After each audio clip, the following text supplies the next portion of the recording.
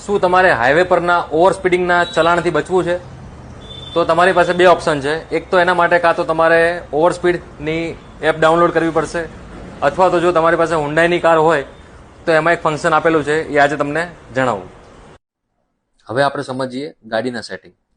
Home screen પર તમારે જવાનું છે. તમારે સ્લાઇડ કરશો એટલે સેટિંગનું ઓપ્શન આવશે.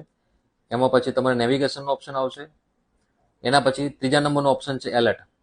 એલર્ટમાં જશો એટલે આવશે કેમેરા એલર્ટ સેટિંગ. એમાં તમે ક્લિક કરશો. એના પછી આવશે એલર્ટ ડિસ્ટન્સ હાઈવે.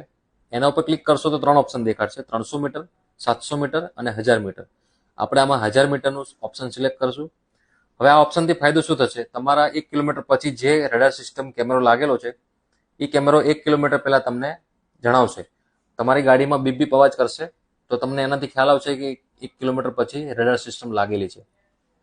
હવે તમારી ગાડી જો 120ની સ્પીડે જતી હોય અને ત્યાંની સ્પીડ 100ની હોય તો તમને કન્ટિન્યુ બીપ બીપ કરશે.